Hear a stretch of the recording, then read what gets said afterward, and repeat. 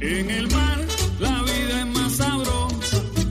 En el mar te quiero mucho más. Con el sol, la luna y las estrellas.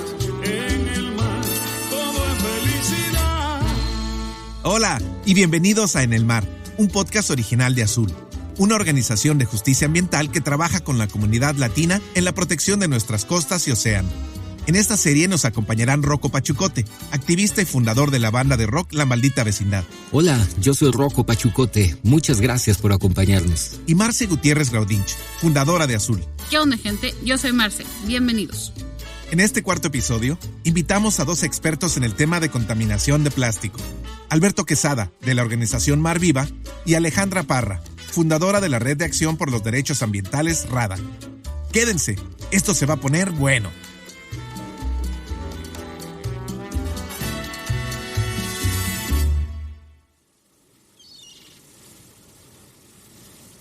No sé si a ustedes, pero a mí, cada vez que escucho esta canción, no sé, como que se me antoja bailar, ir a la playa con los amigos, admirar las olas y la gran belleza del mar.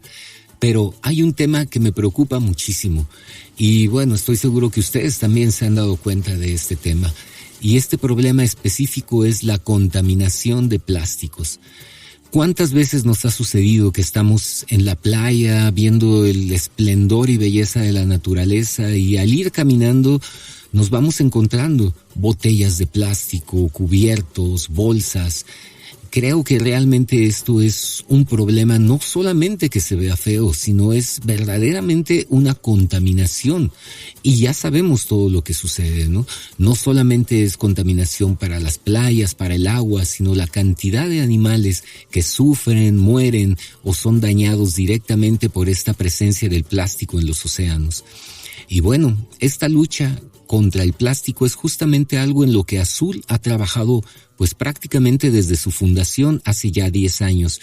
¿Por qué no nos platicas un poco de esto, Marce? Efectivamente, Rocco, el plástico es un problema tremendo.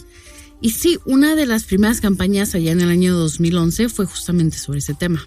Y en California teníamos mucho tiempo tratando de prohibir las bolsas de un solo uso, las bolsas de plástico de un solo uso. Y justo una de las excusas que usaban para no prohibirlas, y te lo juro que esto es en serio, es que decían que, bueno, la gente latina en California no sabía cómo usar las bolsas reusables. Y qué bárbaro. Hay que decirles, la gente latina desde hace cientos de años usamos bolsitas del mandado, que no las desechamos, que además están bien chidas y ahora ya se volvieron hasta de moda. Hasta de moda, y es exactamente lo que dije yo. Dije, o sea, mi abuelita tiene usando la misma bolsa de mercado de Yute desde antes que existieran los mercados orgánicos, que ahora ya, bueno, las ponen muy caras y muy bonitas, lo que quieras. Pero bueno, eso es algo que se ha usado por generaciones y fue ahí que surgió la campaña Nosotros, deja el plástico. Y de hecho nuestra iconografía es una bolsa de estas reusables de Yute, vuelve a tus raíces, y he ahí que salió esto para refrendar este liderazgo entre la gente latina y conectarlo a las propuestas políticas de su tiempo. Es bien interesante cómo en serio en la cultura popular en México y en las comunidades de Latinoamérica tenemos en serio muchas soluciones muy prácticas y muy sencillas para no utilizar plástico, ¿no? Y bueno, síguenos contando, Marce, ¿cómo se organizaron y qué logró Azul con esa campaña? O sea, ¿cuáles fueron las políticas que cambiaron, al menos en el estado de California, y cómo podemos hacer para que esas medidas se reproduzcan no solo en Estados Unidos, sino también en nuestros países latinoamericanos y, pues definitivamente, en todo el mundo? Cuéntanos, Marce. Bueno, por fortuna, la lucha contra el plástico es un tema que ha ganado mucha atracción últimamente. Y obvio, no solo somos nosotros. Hay muchas organizaciones haciendo campañas en contra del plástico y ese tema preocupa a todo el mundo. Y es que el problema del plástico, que aparte es súper reciente, es gravísimo. Te doy algunos datos. La producción de plásticos aumentó de 2.3 millones de toneladas en 1950 a 448 millones de toneladas en el 2015. Y lo peor del caso es que se espera que esta producción se duplique para el año 2050. Eso es solo lo que se produce. Luego está lo que va a dar al océano. Unas 8 millones de toneladas de desechos plásticos. Esto equivale a, digamos, colocar 5 bolsas de basura llenas en cada metro de costa de todo el mundo. En California logramos la prohibición de las bolsas de plástico de un solo uso y eso fue en el 2014 cuando por fin pasó, y justo menos de un año después, cuando fue la limpieza de las playas en septiembre, ya habíamos visto una reducción de contaminación de bolsas de plástico de 70% en menos de un año. Y es lo importante a lo que vamos. Esta campaña fue para nosotros muy importante porque hablaba de los latinos, de la población latina, que por ejemplo en California somos la mayoría, de hecho. Claro. Como líderes ambientales, refrendando esas tradiciones, ese liderazgo, y no nada más alguien que llega a seguir lo que otra gente dice. Entonces, para nosotros fue muy importante, personal y profesionalmente, el llevar nuestras tradiciones y las cosas que aprendimos en casa y hacer este tipo de políticas innovadoras. Buenísimo. Eso es bien interesante, bucear en nuestras tradiciones, entender de dónde venimos para poder ver claramente dónde estamos y entonces inventarnos ahora sí que un mejor y más luminoso futuro que podría ser sin plásticos, ¿no? Entonces, tengo más preguntas. Cuando dices que el problema del plástico es reciente, ¿a qué te refieres? ¿El problema es reciente o el plástico es reciente? El plástico. Imagínate que el plástico prácticamente no existía antes de 1950.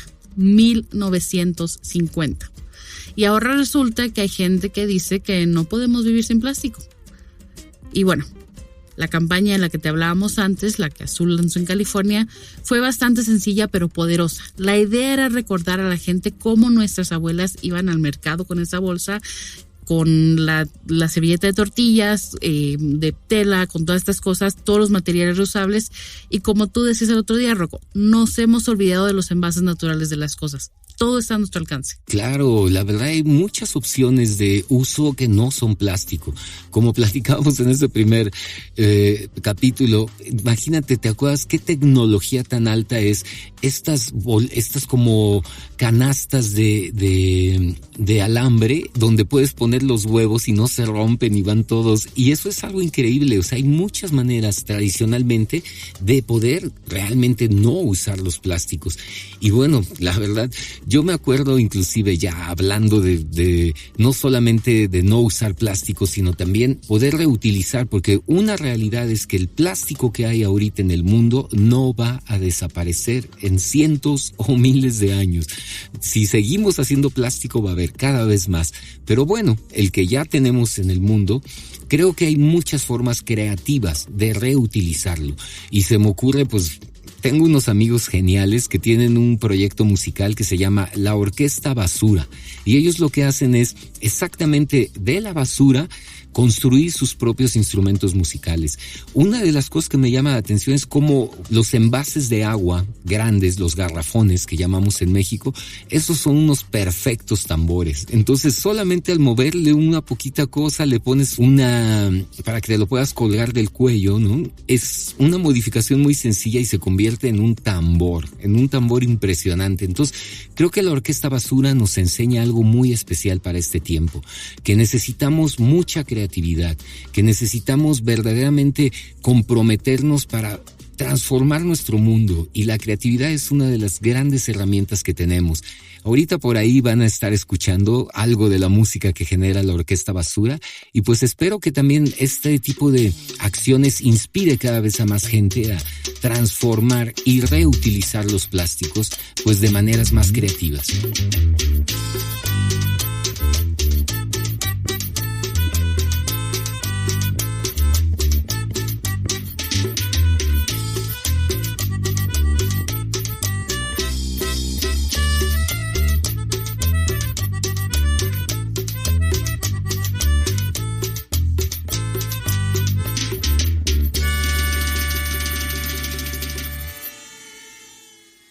Para entender un poquito mejor el tema, tenemos la opinión de nuestro colega Alberto Quesada, que es un experto sobre la contaminación marina y trabaja con la organización Mar Viva, basado en Costa Rica. Bienvenido, Alberto. Muchas gracias. Un saludo a todas y a todos. Efectivamente, uno de los graves problemas de nuestra sociedad y cultura moderna definitivamente es el desperdicio, ¿no? El uso y la disposición, o el uso y el botar las cosas nos está generando un serio problema, además de una extracción abrumadora de recursos naturales para después sencillamente desecharlos. Pero en el caso de los plásticos, este uso y desecho es particularmente peligroso y es particularmente de riesgo para la salud humana y para la salud en general de todos los ecosistemas, especialmente el marino, pero en términos generales encontramos desechos plásticos en todos los espacios de la Tierra. Y esto tiene que ver esencialmente por el material. El plástico es un tipo de polímero artificial hecho por el ser humano que no tiene forma de degradarse o biodegradarse, de integrarse al ambiente, como lo tiene, por ejemplo, una cáscara de banano, una cáscara de naranja, que aunque en su proceso de degradación puede generar algunos gases contaminantes, el plástico no se integra de ninguna forma al ambiente. Esto genera una cantidad exagerada de desechos permanentes y para siempre. Quiere decir que el primer plástico producido por el ser humano todavía anda por algún lado, probablemente en un espacio marino, dando vueltas, y así en adelante. Y sí, y como hemos escuchado durante esta jornada, la producción global de plástico no está disminuyendo, ni siquiera es que está estable, está creciendo exponencialmente en el orden del 20% o más cada año. Eso significa que tenemos un 20% más o millones de toneladas de plásticos nuevos, y la gran mayoría de los plásticos están configurados para ser plásticos de un solo uso. No desde el punto de vista del material, sino desde el punto de vista del comercio, del mercadeo. Nos invitan a comprar una botella para después botarla, para después comprar otra. Y así con los demás plásticos, las vajillas, los platos, los vasos y la infinidad de desechos que se van generando con este material. Que insisto, y esto es importantísimo, creo que el gran reto que tenemos desde las organizaciones y desde las personas que trabajamos estos temas de contaminación marina y contaminación por plásticos es contarle a la gente un mito, y es o romper un mito, y es que el plástico no es inocuo, el plástico no es inofensivo. El plástico puede contener hasta 900 tipos diferentes de aditivos químicos que generan afectaciones tremendas a nuestra salud. Además de afectar a la vida marina, a los animales, se ahogan, se enredan, pero también genera desequilibrios hormonales cuando lo consumimos. Está confirmado a nivel científico que consumimos muchísimas partículas de plástico los humanos cada año, y esto afecta a nuestros hígados, nuestros riñones, la parte hormonal, y así continuando. Y estos son solo, digamos, las primeras investigaciones recientemente, porque históricamente en los últimos 50 años de producción de plástico, todos estos temas estaban debajo de la alfombra. No reconocíamos un problema tan grande y lo teníamos no solo al frente, lo teníamos envuelto. Usamos ropa plástica, nos montamos en vehículos de plástico, consumimos en productos plásticos, etcétera. Entonces, definitivamente debemos avanzar. Es un reto enorme, y es un reto que solo se puede resolver de manera efectiva y estructural de forma global, a través de un convenio internacional, de un acuerdo internacional que permita a los diferentes países y a las diferentes industrias y sectores ir disminuyendo la producción, por ejemplo, de plásticos no reciclables, que son muchísimos, de plásticos innecesarios, que solo existen para generar consumo, porque existe abundancia de materia prima para producir, y ir sustituyendo con materiales que ya conocemos, como el vidrio, como la madera, como el cartón, pero ojalá no con la misma lógica del desecho, de consumir y botar, porque si no vamos a tener el mismo problema en otro espacio. Y también invertir. Es fundamental que las personas se apunten a invertir, a investigar la producción de nuevos materiales que sustituyan poco a poco el uso excesivo que tenemos, esta relación súper tóxica que tenemos con los plásticos. Muchas gracias, Alberto. Y sí, estoy completamente de acuerdo. Una de las soluciones más importantes y efectivas para cambiar esta relación tóxica que tenemos con el plástico es un tratado internacional. Y para contarnos más sobre este tema, tenemos a nuestra siguiente invitada, mi amiga Alejandra Parra, que se conecta desde Temuco, Chile. Alejandra es la cofundadora de la Red de Acción por los Derechos Ambientales, RADA, y es parte del equipo de la Alianza Global por Alternativas a la Incineración, Gaia, para Latinoamérica y el Caribe. Ale, cuéntanos más sobre el trabajo que comienza ahora en noviembre para el Tratado Global de Plásticos. Estamos listos. En noviembre de este año se va a realizar la primera reunión de negociaciones de los países para la redacción de un tratado global para regular el ciclo de vida completo de los plásticos. Esto es un intento para detener la contaminación por plásticos en todo el mundo, que es una decisión que se tomó en marzo de este año, y esta es la primera reunión donde se va a empezar a redactar el contenido de este tratado, que tiene que abordar desde la producción del plástico hasta su disposición final. Entonces necesitamos, y desde las organizaciones ciudadanas, es lo que vamos a promover, ¿cierto?, que este tratado no solamente se preocupe del plástico cuando ya está transformado en basura, sino que se preocupe de regular también la producción de plástico.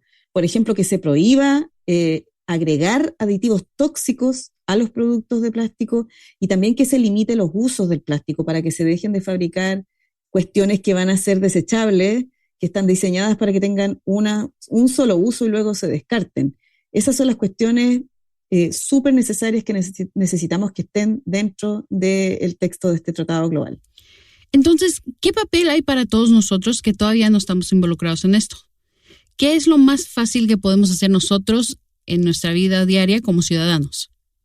Quienes van a negociar el contenido del tratado son nuestros gobiernos. Entonces, nosotras como ciudadanas y ciudadanos podemos comunicarnos con nuestros gobiernos para hacerles saber que estamos enteradas y enterados de que se están desarrollando estas negociaciones y que necesitamos que este tratado contenga regulaciones para reducir la producción del plástico, prohibir el agregado de sustancias tóxicas y limitar las aplicaciones del plástico para que se dejen de fabricar artículos de un solo uso de este material tan dañino. Es un rol súper importante que tenemos la ciudadanía porque la industria también va a estar presionando, pero para que el tratado sea un tratado voluntario, muy liviano, que no imponga obligaciones a ese sector de producción. Así es que es súper importante que la ciudadanía se involucre en este proceso de negociaciones. Entonces, en cualquier país que nos estén oyendo ahorita, todos tenemos un papel que jugar con nuestro gobierno correspondiente. Así es. Todos los gobiernos que son miembros de la Asamblea de Naciones Unidas por el Medio Ambiente van a participar en estas negociaciones y en esta reunión que va a ser en Uruguay en noviembre de este año. Tenemos que cumplir un especial rol los países latinoamericanos y entonces la ciudadanía en Latinoamérica aquí tiene un papel muy importante que cumplir para que logremos un tratado que sea efectivo y que sea duro contra el plástico. Y que además lleva, como mencionaste, el liderazgo de Latinoamérica, por ejemplo, de Perú, que ha llevado un liderazgo en todo esto. Así es, Perú es uno de los países junto con Ruanda que propuso el texto más vanguardista para el acuerdo que se tomó en marzo de este año, donde se decidió redactar este tratado de plástico. Y gracias a eso es que va a ser un acuerdo vinculante, es decir, obligatorio de cumplir para los países que lo firmen, y va a abordar el plástico en todo su ciclo de vida, incluyendo desde la producción, que es algo fundamental si queremos abordar este problema de manera seria y efectiva. Hay que ponernos manos a la obra. Ale, creo que también es importante hablar más de cómo el plástico no solo afecta al medio ambiente, sino a las comunidades y la salud pública. Bueno, el plástico afecta a las personas no solo cuando se descarta, cuando se transforma en basura, sino que también cuando lo usamos, cuando usamos productos plásticos, porque el plástico contiene sustancias tóxicas que se agregan a los productos para hacerlos más flexibles, para que tengan colores más brillantes, para hacerlos resistentes al fuego, a los rayos ultravioleta del sol. Y esas sustancias dañan la salud de las personas cuando consumimos comida envuelta en plástico, cuando los niños y las niñas usan juguetes de plástico que se los meten a la boca, ¿cierto? Muchas veces incluso los bebés los chupan, los muerden y así ingieren plástico y de hecho se ha encontrado plástico en el agua embotellada, en el agua de llave, Incluso en la lluvia están encontrando pedazos de microplástico que estamos ingiriendo. Entonces se calcula que estamos comiendo alrededor de 5 gramos de plástico a la semana. Y eso con todas las sustancias tóxicas que contiene el plástico, que pueden provocar problemas en el desarrollo del cerebro, cáncer, etcétera, una serie de enfermedades. Y después, cuando el plástico es descartado, se va a los vertederos, por ejemplo, que se localizan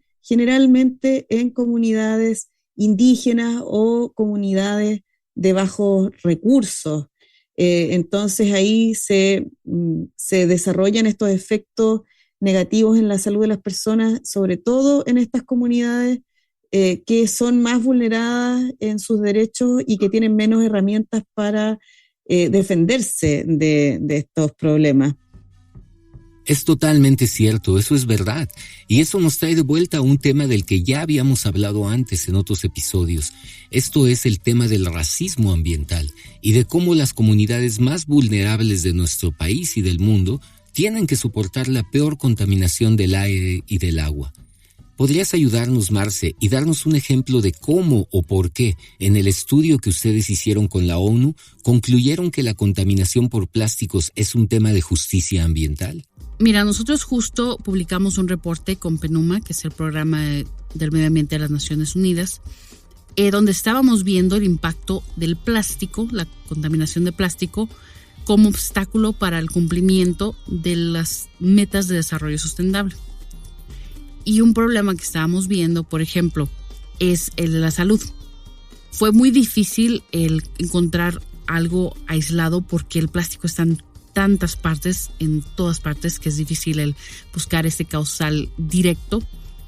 Y algo que estábamos viendo es, hay un lugar en Estados Unidos, en Luisiana, con sobrenombre de Cancer Alley, fíjate el nombre, donde se encuentra la única fábrica de neopreno que está hecha a base de plásticos en todo Estados Unidos.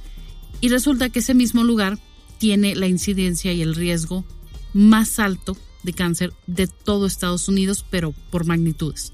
Entonces, lo que vimos es que el tema de la contaminación de plástico siempre golpea a los más vulnerables. ¿Sabías que el 73% de la basura en las playas es basura plástica? Sí, estamos hablando de colillas de cigarrillos, botellas, tapas de botellas, envoltorios de alimento, bolsas de supermercado y recipientes de poliestireno. ¿Y sabías que el 90% de todo el plástico no es reciclable? Así es, solo un porcentaje muy pequeño del plástico se recicla. La mayor parte va a dar a los vertederos y finalmente a nuestro océano. Es por eso que debemos dejar de usar plástico. Usa bolsas de lona o de tela cuando vayas de compras. Y trata de llevar siempre contigo utensilios y botellas reusables. Dejar el plástico es algo que puedes hacer para proteger el océano. Y proteger el océano es proteger la vida. Muy bien, Marce. Entonces, esto que acabamos de escuchar me lleva a un tema que me da mucha curiosidad. Ahora, todo mundo está hablando de reciclaje y de la importancia del reciclaje. Y todos tenemos algún tipo de conciencia de que hay botes de tal color para el cartón, de otro color para el vidrio, otros para reciclar aluminio y así. Obviamente debe de haber uno especialmente para plástico. O sea, me suena que ya incluso los niños pequeños están conscientes de la importancia de reciclar y pues eso es muy bueno, ¿no? Claro, reciclar siempre es mejor que tirar o desperdiciar. Desafortunadamente, hay algo que mucha gente todavía no sabe, y es que en realidad solo un porcentaje muy pequeño de todo el plástico se recicla. Estudio tras estudio ha comprobado que solo un 9% de todo el plástico se recicla, lo que significa que la gran mayoría se acumula en los vertederos, basureros, o termina en el entorno natural como basura. Y sí, lo adivinaste, en algún momento gran parte va a dar al océano. Espera, Marce, entonces, ¿quieres decir que esto del reciclaje de plástico es prácticamente un mito? O sea, que cuando tiramos nuestros desechos plásticos al bote marcado como plásticos, ¿en realidad no va a ser reciclado? ¿Es eso? Pues básicamente sí. En inglés usamos el término recycling, para describir el acto de tirar algo en el bote de reciclaje con la mera esperanza de que sea reciclable. En español hay gente que le llama reciclaje aspiracional. En términos simples, el reciclaje aspiracional o wish cycling es la creencia de que casi cualquier cosa puede reciclarse y que si la arrojas a un contenedor de reciclaje, los responsables encontrarán inevitablemente una manera de reciclarla. Obviamente, eso no es así. Los problemas con eso de tirar cualquier cosa de plástico en el bote de reciclaje son muchos. Para empezar, eso puede contaminar más cuando mezclas material no reciclable con material reciclable. Hace que sea más difícil para los trabajadores manipular los materiales y cuando los materiales terminan siendo demasiado contaminados, pues van a dar al basurero de todas maneras. Híjole, pero entonces, ¿cuál es la solución? Tenemos que encontrar una solución. ¿Hay algo que se pueda hacer para combatir este reciclaje aspiracional? Me late que esto ya tiene que ver con que sigamos educándonos como sociedad y que todos estemos conscientes de que echar algo al bote, aunque diga plásticos o cartones o vidrio, no es una garantía de que va a terminar debidamente reciclado, ¿no? Hay varias cosas que pueden hacerse, pero creo que hay que remarcar aquí que lo más importante es dejar de producir tanto plástico. Pero bueno, a lo que ya está, me viene a la mente el estado de Oregón y de California, que han anunciado planes muy ambiciosos para luchar en contra del wish cycling. Los planes incluyen cambios drásticos a la forma en que se etiquetan los envases de los productos, lo que se permite en los contenedores de reciclaje y quién paga cosas como el transporte de materiales reciclables a largas distancias o quién dará seguimiento en dónde termina todo el material reciclable. Lo interesante de estos planes es que hace que las empresas asuman la responsabilidad del empaque de sus productos y se aseguran de que no terminen en el lugar equivocado. Eso es lo más efectivo, después de no producir plásticos. Muy bien, pero entonces, ¿hay algo más que podamos hacer? Porque está muy bien ir al mercado con bolsas de tela, no pedir popote en nuestras bebidas, pero con todo lo que me comentas, suena a que el problema es mucho más grande que solamente esto, ¿no? Sí, el problema va mucho más allá. Tienen que ver con nosotros, nuestras acciones diarias, pero, y aquí va lo importante, tienen que ver con nuestra actividad cívica. Que exijamos a los gobernantes y a los representantes que presenten propuestas de leyes estrictas y que realmente lleven a resultados, porque una cosa que pasa es que las grandes contaminantes, ya sean las compañías de plástico, las compañías que venden plástico, como el agua embotellada, están interesadas en que nosotros como individuos nos tomemos toda la culpa en vez de ver lo que están haciendo ellos. Entonces es importante que tomemos acción individual y de sistema. Eso es bien importante porque la verdad las empresas y las industrias pues tienen una responsabilidad mucho mayor que nosotros como ciudadanos, ¿no? Y ellos verdaderamente podrían hacer cambios mucho más grandes en beneficio de la sociedad que lo que nosotros pequeñamente como ciudadanos podemos hacer, aunque eso no nos quita para nada la motivación de cuidar nuestros océanos y la naturaleza y que nosotros como ciudadanos exijamos a las autoridades el cuidado de la naturaleza, de los mares en este caso, y también como ciudadanos adaptemos a nuestra vida cotidiana todas las actividades y costumbres que nos permitan ser más amables con el medio ambiente y dejar de contaminar nuestros océanos. Y bueno, amigos, ya llegó el momento de despedirnos. Mil gracias por escucharnos. Los esperamos en nuestro próximo episodio donde vamos a hablar de un tema muy especial que es las mujeres y el mar. Esto va a estar maravilloso. Recuerden que todos podemos involucrarnos y todos juntos podemos hacer algo para proteger nuestro océano. Cualquier apoyo es importante, así que lo que pueden hacer en este preciso momento es apuntarse desde ya a nuestra página www.latinosmarinos.com y sumarse a nuestra petición para proteger al menos el 30% de nuestro océano para el año 2030. Yo soy Rocco Pachucote, abrazos y bendiciones, puro paz y baile y nos vemos en la próxima. En el mar la vida es más sabrosa, en el mar te quiero mucho más, con el sol, la luna y las estrellas, en el mar todo es felicidad. Este podcast fue producido por Marce Gutiérrez Graudinch de Azul y Carlos Maya de Mixto Entertainment, con producción adicional de Celia Solís y Laura Martínez. Escrito por Laura Martínez, Marce Gutiérrez Graudinch y Carla Garibay García.